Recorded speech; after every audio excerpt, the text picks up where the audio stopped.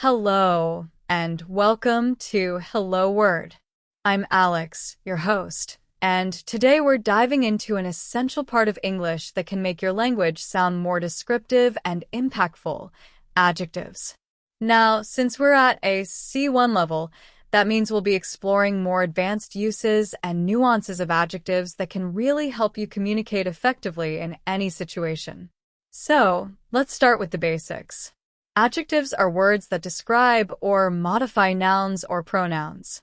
They add detail, emotion, and depth, making your speech more engaging and precise.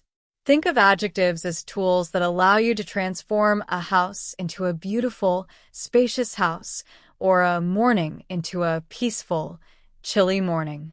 Using adjectives effectively can help you paint a clearer picture and express exactly what you mean. To give you a few examples, let's look at these sentences. She wore a stunning dress to the party, or he's an incredibly talented musician.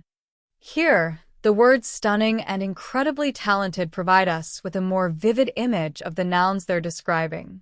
At the C1 level, adjectives also help express subtle shades of meaning. For instance, instead of saying a big mistake, you could say a monumental mistake to emphasize just how serious the mistake was. In daily life, adjectives are everywhere. Imagine you're at a restaurant and want to describe a meal. You might say it's deliciously savory or expertly prepared. Or if you're talking about a project at work, you might call it challenging or rewarding. These descriptions not only make your conversation more interesting, but also help others understand your feelings and reactions more clearly. Before we wrap up, I encourage you to practice using adjectives whenever you can, adding them into your sentences to make your ideas clearer and more expressive. Don't forget to subscribe to Hello Word and leave us a review if you're enjoying these episodes. Your support helps others find the show, and we love hearing from you.